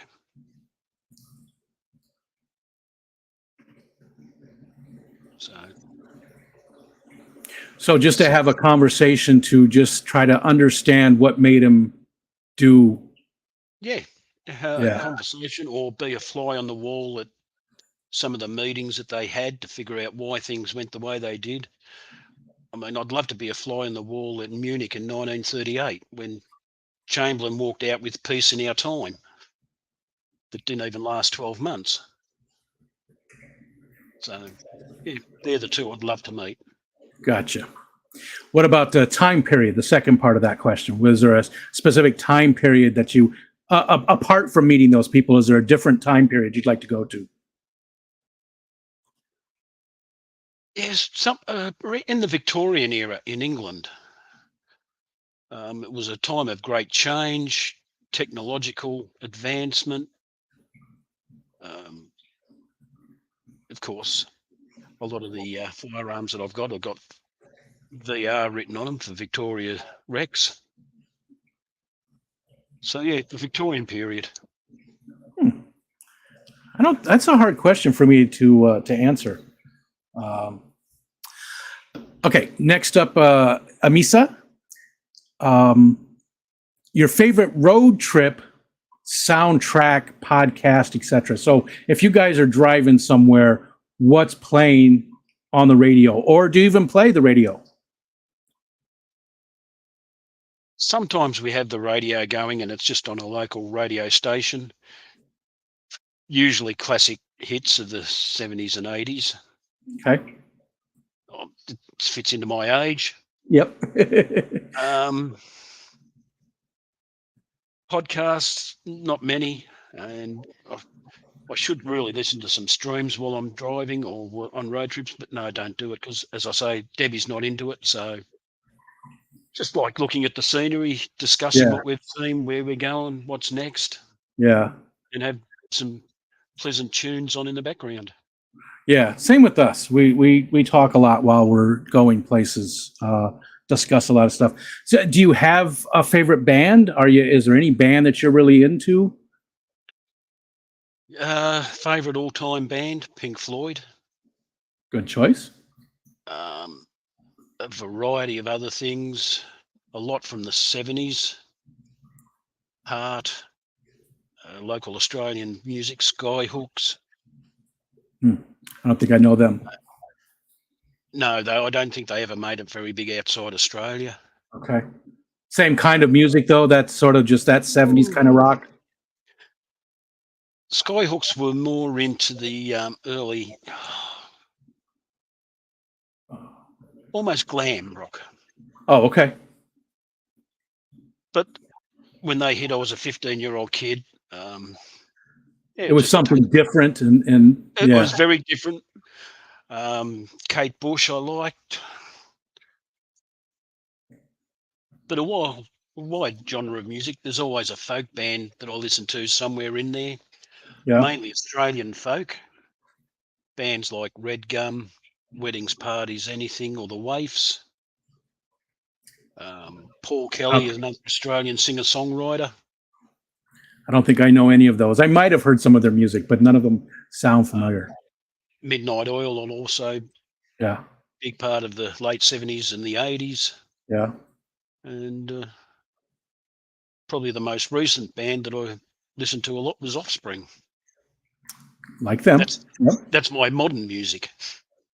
You know, I have to say, I try to keep up on some of the modern music. A lot of it I just don't care for. But when it comes to that indie folk and folk music, there's a lot of very, very good stuff out today. You don't normally hear it on the radio, but it's out there if you want to find it. And there's a lot of, because so much of today's music is so overproduced. You know, it's just people that are amazing singers. Lady Gaga has an amazing voice, but a lot of her albums, there's auto-tune and stuff on it that doesn't need to be there. She doesn't need it, and they still do it. But a lot of these bands are just very stripped down. It's just the people playing their instruments. It's great music. So there is a lot of great music made today, because a lot of people in our age range are always like, music today sucks. It doesn't. It's just not the same stuff you hear on the radio, you know? Okay. Slight diversion, Rico. Yeah. Lady R, sorry that you had to put another one down. Devastated for you. Yeah, it was a tough one for the family. Mark, are you on our Discord? Are you on the Discord server? No, I was in Discord for a while, but as is a habit of mine, I dropped out of it because I was getting too deep into things and I needed to back away. Okay, I understand. I just, Lady R did talk about it there. And the Discord isn't just, for anybody who's interested in joining, it's not just fishy stuff, although there's a lot of really smart people there that have great information about plants and different diseases. And, there's some biologists there. It's a good range of people. But there's also, stuff about other pets and just funny stuff. And we also share things like when Lady R, they just had to put their cat down. We sort of commiserate with each other and support each other there too. So things can get testy sometimes, just like any place. We try to keep that on the down low as much as we can, though, and keep a tight handle on it. So, but yes, Lady R, again, condolences. I know it's hard. Same with Mike from All Things Fish. They had to put a dog down not that long ago too. and it's always heartbreaking. Okay, Tomatillo's up next. If you were any form of life that lives in any body of water, what would you be? Any form of life in any body of water. That's a good one. Great white shark. Don't fear nothing. I think I'd be a blue whale. You know, just hanging out, just, you know, I think that's what I'd be. Great white's a good one, though. It sounds exhausting, though, right? Because they can't stop swimming ever, right? Don't they have to have the water flowing across their gills? Yeah. They need constant water movement over their gills to breathe. Sounds exhausting. It's too much. I'm too tired. I'm already. They do it in their sleep, so. Yeah. It's probably just a muscle movement for them. Patty says, though, if you want a figure like mine, eat a bagel daily. The bagels aren't the problem. It's all the rest of the stuff at night. I'm great in the daytime. I have my bagel and this is an energy drink usually. It's a powdered energy drink. And you see how big this glass. So it's mostly just water. And I'll drink like 3 or 4 of these every single day. It's at night that I have the problem. I do great. I don't even eat lunch most days. I don't feel hungry at all. And then at night, if I did eat lunch, maybe it'd help. Okay, and scrolling I down. get that way too, Rico. I only eat when I'm hungry, and some days I'll have 1 meal, and some days I'll have 3. Yeah, and sometimes I'm starving, and some days I go a few days. I'm just not. Yeah. Okay, Lady R does have a question for you, and it's what book has changed your life? It's a 2-part, so we'll do that one first. To be honest, I don't think any book has really changed my life, but they have changed my understanding of the subject of the book. But nothing has been life-changing. Okay. That I can think of.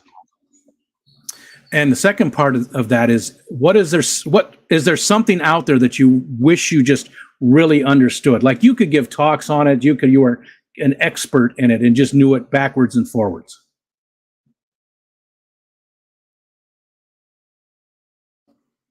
No, not really. To be fair, I'm a bit wary on experts. The old description, X is an unknown factor, and a spurt is a drip under pressure, comes to mind.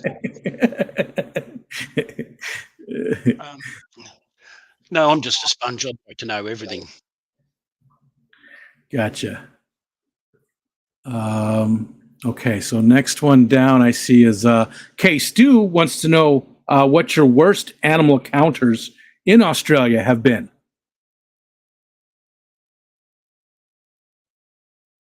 Touchwood, nothing dangerous, but I was fishing on the Yarra River one very cold night, and the fish weren't cooperating, so we were packing up and leaving. And I was walking back to the car, and out of the darkness, I heard this huge, massive. It was a big bull seal, about 2 feet away. Frightened about 5 years growth out, and I had to check the underwear when I got to the car.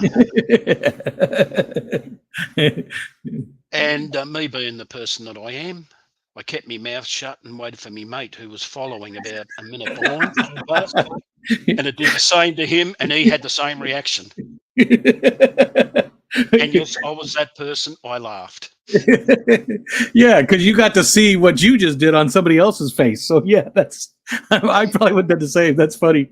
It frightened the living daylights out of me because I didn't know what the hell it was. Yeah. And this thing was at least 6 or 7 foot long and massive. Yeah. I've never seen one up close, but I can imagine. When you were in the States, did you see any interesting animals that you weren't used to seeing? Or anybody, any place. Well, you talked about camels and stuff. Let's start with the States. Let's start there. Was there anything that you saw that you'd never seen before, other than just like different birds?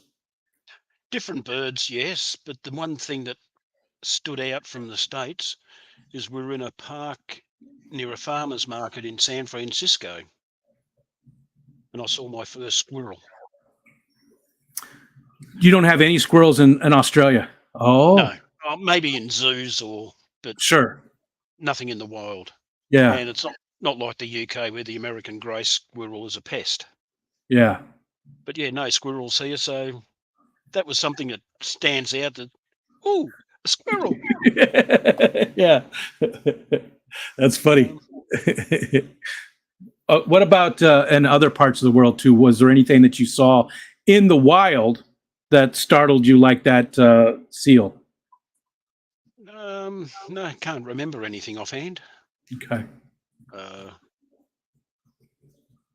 The only camels I've seen are being domesticated. And yeah, no, nothing comes to mind. Okay. All right. Hello to everybody. I see a bunch of people. There's still 59 people in here. Thank you guys for hanging out with us for about an hour and 45 minutes. Again, if you've got any questions for Mark, please do the @RicoStan so it pops out. And next up is Oinky. Hi, Oinky. This is actually for both of us. She said, "What's your favorite dessert?" And hers is true Florida key lime pie. And she tells us what's in it. So what's your favorite dessert? Favorite dessert of all time? Lemon meringue pie. The lemon's got to be tart as. The meringue's got to be almost sickly sweet. So you get the combination and the variation. Hands down, number one. Not a fan of meringue, but I like pretty much every type of pie, and I could not I could not say what's my favorite dessert. I really couldn't. I think banana is the best dessert flavor. If I get to choose, something banana, strawberry, whatever, I like banana stuff. But yeah, I can't say what's my favorite dessert. I love them all. That's how you get a body like Rico. Is you love all the desserts. That's how you get this. I love. Oops. You're frozen, Rico.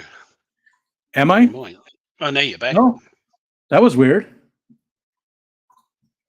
Yeah, I didn't see either one of us freeze up. Just froze for a second. Or maybe it's my steam-powered computer. Next one up is Jay, Nano Aquarium Guy. What's your favorite YouTuber outside of the Fishfam? So somebody who's not really fish keeping. Oh, that's easy. You've got Matthias from Sea and Arsenal, a historical firearms channel where he delves in depth into a particular firearm. He did have a series on World War I and all the small arms used by all the different nations. And I mean, he spent an hour or more on each rifle, handgun, machine gun with the development and the operations of. Dracfanel is a naval history channel from the UK. I watched that. He has a thing called the Dry Dock, which is a Q&A type arrangement, and they sometimes go for 6 hours. Wow. Yeah. Okay.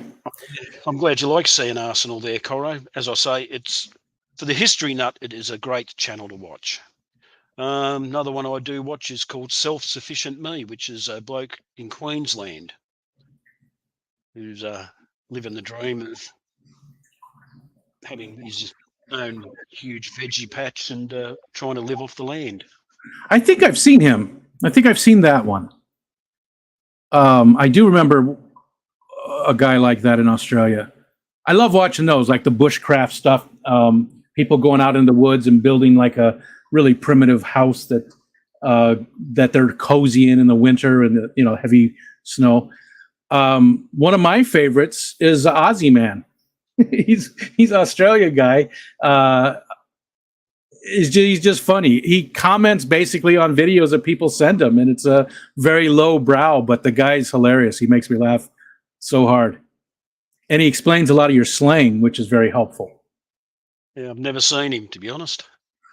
He's it's funny because one of your newscasters, they were in the same place, and one of your newscasters came up and said, asked him who he was, and he's like, Aussie Man, and the guy's like, didn't know who he was or anything, and he's got like over 1 million subscribers. I don't remember even how many. He's got a ton of subscribers. So he's a very popular one. He's interviewed a bunch of, celebrities and stuff, like movie stars and all kinds of stuff like that. So it's just funny. I haven't seen it. It was funny that the newscaster said, I didn't know who he was. And he just looked at the camera and was like, like, hey. Let's see. Paul says, I'm always nervous around you. Yeah, but that's for a different reason, Paul. Let's see. So next up is Coral. And what is the number one lesson in life that Mark wishes he hadn't had to learn, or what would he impart to us to save us from the hard part of learning?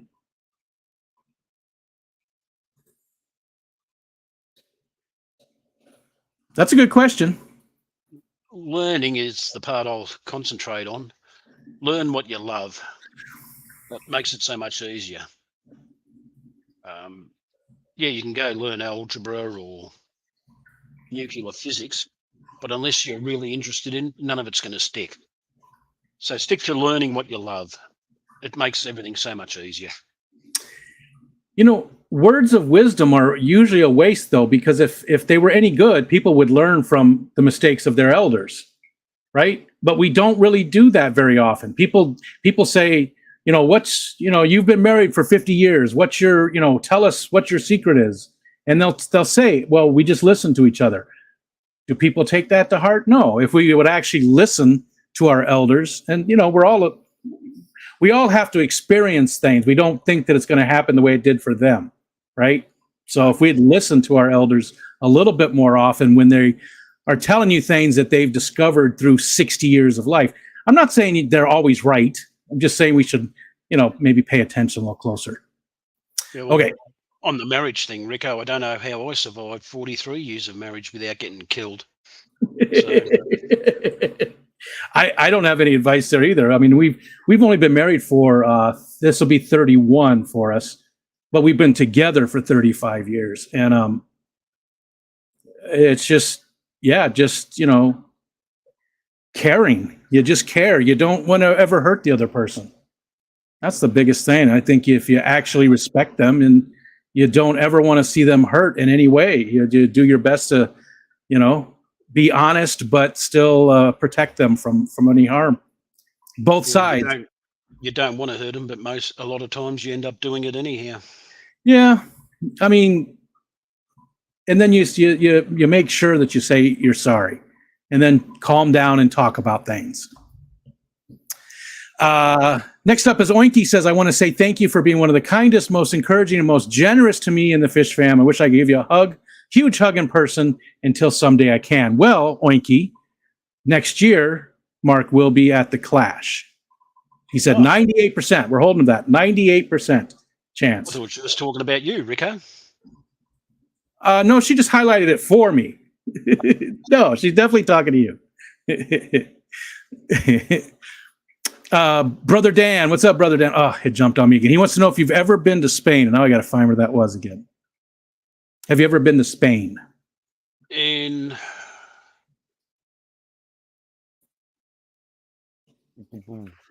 2018, I think it was, we did a few countries in Europe, and Spain was one of them.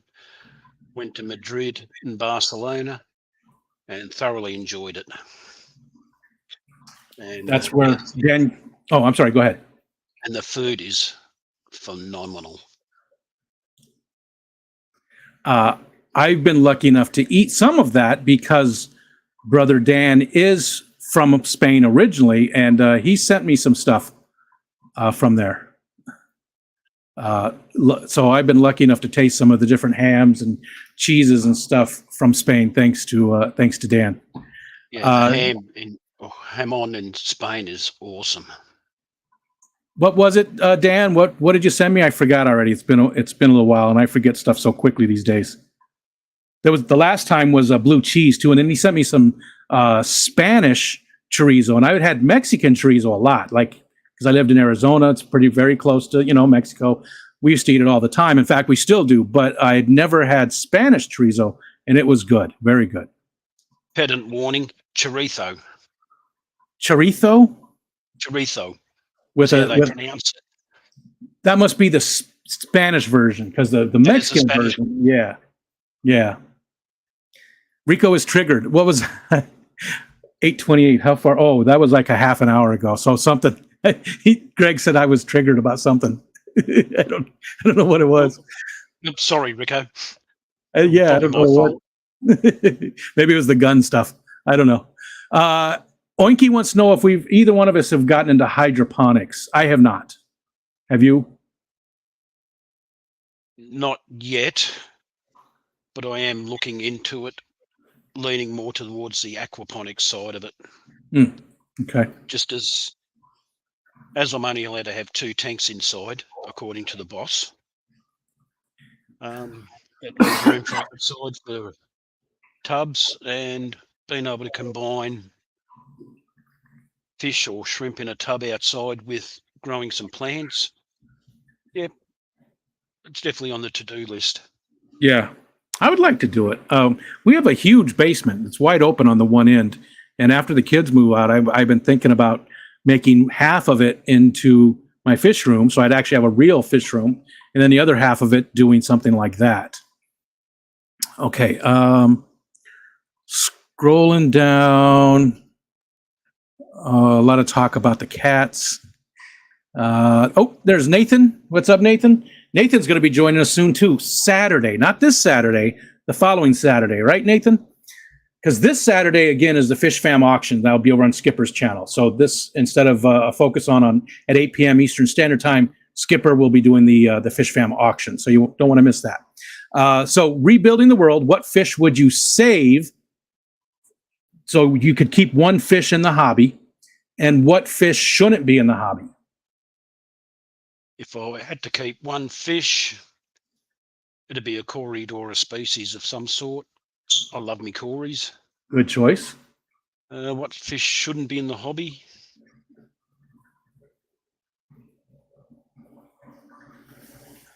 Common pleco, maybe. Something that a lot of people aren't equipped to keep. Yeah. That's always been my answer. I think that's the number one, the easiest one to pick. I'm sure there's a bunch of them that, especially in the salt side, but for the freshwater side, I feel like that's the number one that that so many of the pet stores sell and don't tell you what it, how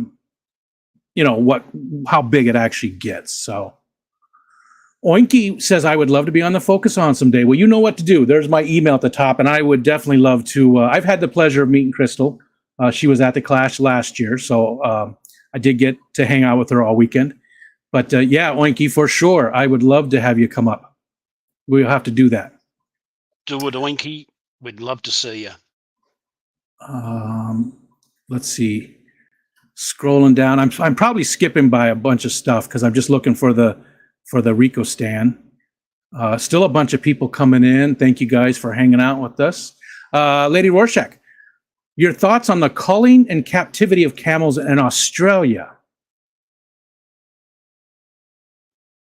She said, I believe they were brought in the 50s for land management, and she'd love to know your thoughts on that invasive species.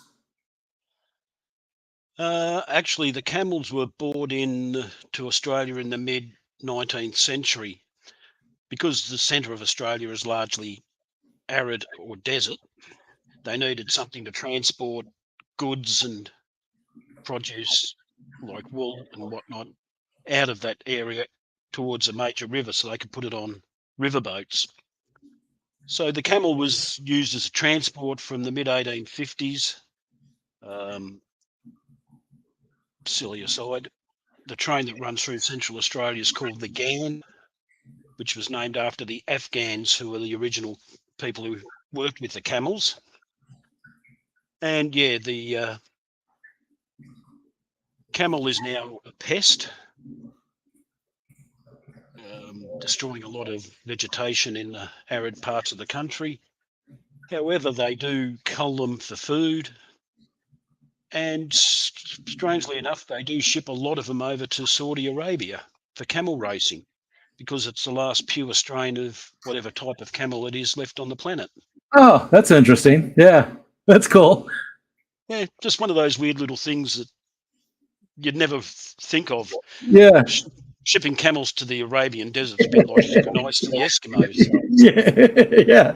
Now I wonder how they feel about that. You know, it's sort of like in France when a lot of their grapes were susceptible to a certain disease, so they had to take stock from California and move their grapes and grow those Californian grapes instead. And they were, you know, a little perturbed by that. I wonder if the Saudis feel the same way. That's interesting. I never knew that. No idea, actually, Rico. That's it. We'll have to find some and talk to them. Yeah, I'll have to find a Saudi. Next up is since Eric is not here, what's your favorite sandwich? And that's Eric's regular question. If you had have asked me 4 years ago, it would have been a simple ham, cheese, and tomato grilled sandwich. But I can't eat tomatoes anymore due to gout. Oh. So just a basic ham and cheese with some seeded mustard. Pretty plain and simple. That sounds good, though. That sounds real good. And you know what? We've got about 4 minutes left, and I'm going to do Myrtle's question. Myrtle asked it on the very first episode of the Focus On, and it's been asked by somebody, because Myrtle hasn't been able to make too many of them because of school. So that the Myrtle question is, what would you change about me, and what would I change about you? Oh, well, that's easy for you, Rico. I wish your health situation was a little bit better so you're able to do what you wanted to do when you wanted to do it. And that's all I can think of. And that's a good one. A lot of people have said that, but it's one I definitely agree with and would love. I'm not so easy to pick one. I didn't know you had the gout. Is it bad, or can you manage it with mostly diet? I manage it with diet. Okay. The two main triggers I've found so far are tomatoes and prawns, or shrimp, as the Americans are called. So I just avoid them. Oh, Eric must be here because he just dropped a super chat. Thanks, Eric. We just asked your sandwich question, buddy. G'day, Eric. You rock. I have a hard time with this question for most people because I think a lot of you guys seem to be generally and genuinely happy. Like, you seem to have found your place in life. You seem like you have a family who loves you. You've got, your son came over to visit in the middle of the day on a Tuesday. You seem like you've got some things figured out. You seem like you know what you like and what you want. So I don't know what I would change about you. Maybe that you could make it to the Clash this year. Maybe that's a cop-out, but that's all I got, because I feel like you've some people just don't need anything changed. I don't think I'm sure you're not perfect. We all have our foibles, but I believe you've found things. The only thing I'm perfect at is being an arsehole at times. Okay. I'm still working on that one. I'm doing my best. And in answer to Brookley Bell, the only physical attribute that I have is the ability to trip over my own feet without any notification. We still got a few minutes left, so 1 minute left. So we'll hurry up here. Mike B wants to know, if you could have invented something that's already been invented, what would it be? What would you like to be the inventor of?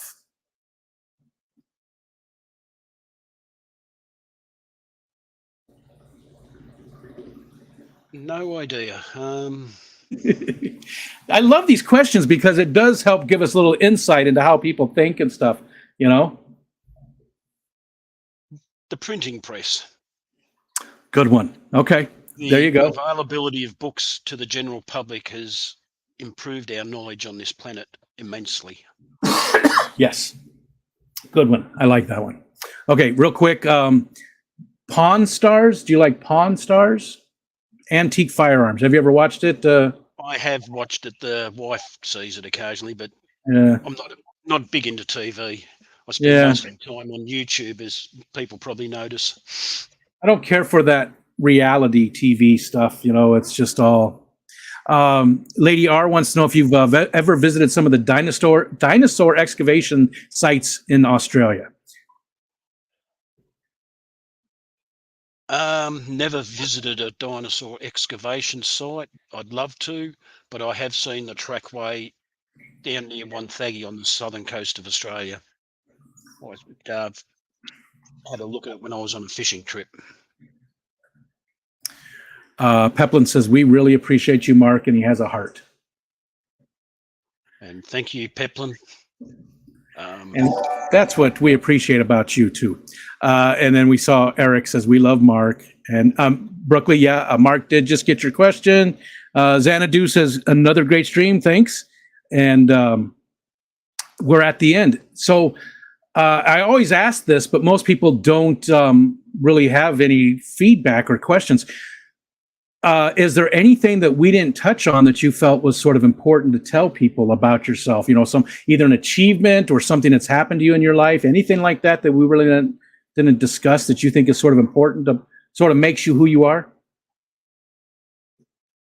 Deep and meaningful is not really my scene. Find something you love and just enjoy doing it. Because if you love it, you will stick with it, and your life will be endless adventure. That's all I've got. If you love what you do, you'll never work another day in your life. All right. Thanks, everybody. Mark, thanks so much. I'm glad we finally got around to doing this. Thank you, Bunny Viper, for giving Mark a little bit of motivation to come up and hang out with me today. I really do appreciate it. Because Mark told me he wasn't going to do it at first. He didn't really feel like he had anything to offer. And I'm going to say this. Mark, when we started, said, I wasn't going to do it because I'm boring. I'm boring as hell. Were you guys bored? I wasn't bored. There's still 60 people here after 2 hours, Mark. So you're not a boring person. I enjoyed learning about you. Thank you so much for coming up and hanging out with me. Thank you for having me up, Rico. It wasn't anywhere near as bad as I thought. Yeah, I had a blast. Thank you for everyone who showed up and watched. I'm still going to be the same mongrel around, so yeah, thank you. If anybody else would like to be featured on the Focus On, again, there's no requirements. There's no, I want to get to everybody in our community at some point. My email is right there at the top of the screen, rico@ricostan.com. Just shoot me a quick email. Say, hey, add me to the list. If you'll allow me to interview you. There's so many people that I haven't interviewed yet. We have a long way to go. And thank you for joining me for the first 100. And I'm sure we've got about 600 more of these to go. So see you guys. I'm going to click buttons now, Mark. No worries. Bye, everyone. Enjoy the rest of your day.